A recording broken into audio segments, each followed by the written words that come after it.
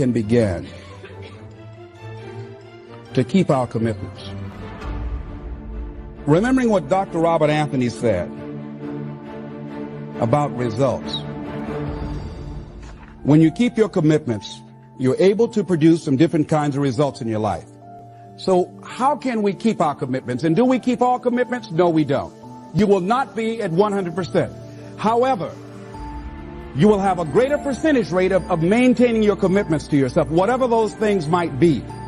If it's going into business, if it's changing a habit that you know that works against you, if it's overcoming self-destructive behavior, if it's retraining your thinking, if it's reinventing yourself, if it's trying to begin to design your relationship differently, all of us have the possibility, by focusing and really harnessing our attention and concentrating on it, we really have available to us the power to honor our commitments in those particular areas. So number one, make it priority. See, no one would go get on an airplane if you thought your chances of getting there to your destination were as good as your luggage. Am I correct? See, and I say the reason that you will reach your destination more times than your luggage will is because the airline, and I'm glad that they do, has made it a priority to move the human beings from one point to the other safely. Not send you off to Boston or someplace with your luggage. So I'm not really upset when my luggage doesn't show up. I'm glad they delivered me. Because they've made me a priority. See, they have made delivering you to your destination important.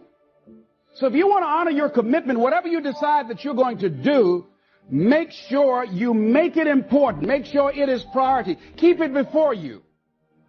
The other thing is, whatever that you want to do, whatever you want to begin to create and beginning to manifest your greatness and strengthening your level of commitment, and it's really exercising your will, find something that you want to do on your goal, one action step, but make sure it stretches you, that it challenges you, but it's doable, that you can do it.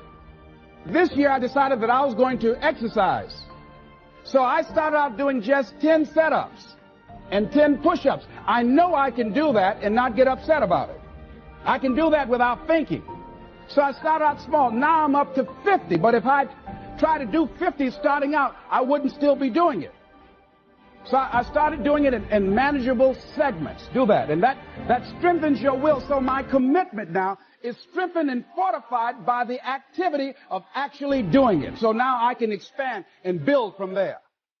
When I decided to begin to manage my money differently, and I started saving 5% of my money, then I increased it to 10%, then to 15%. So now I have disciplined myself to live off 75% of my income. I took discipline to do that, but I started watching how I was spending my money. I started keeping a log and following myself.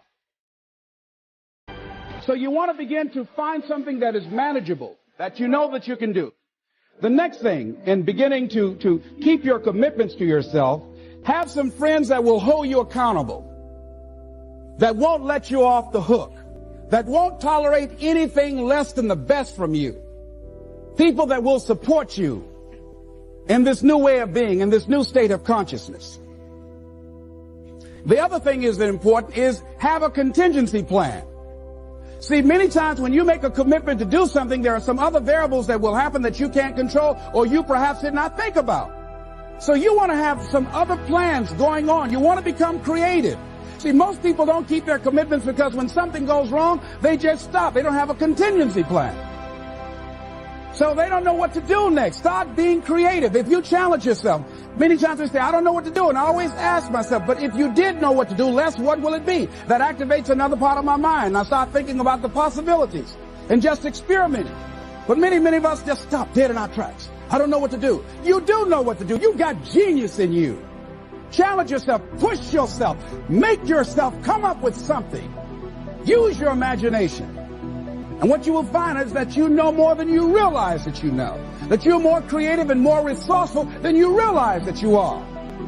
And as you do that, the more you do it, the easier it will become. At first it's going to be a struggle.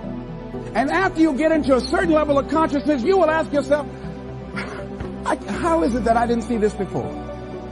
At the level that I'm managing my business now, they say consciousness is what we are. I literally look at myself and say, how is it that I didn't do this before? Why is it that I couldn't see this before? And the reason that I didn't see it before, because I didn't challenge myself. I didn't put myself out here. See, the reason that most of us go through life never discovering our true greatness, literally walking, breathing corpses, the uncommitted life isn't worth living. Why? Because it doesn't produce anything. See, you only make things happen. Your life only counts. You only make a difference when you are committed. When you make a commitment with your life. That's the people that make a commitment with their lives. The people that make a commitment to their customers. The people that make a commitment to their families, to their relationships, are the people that make the greatest impact in life.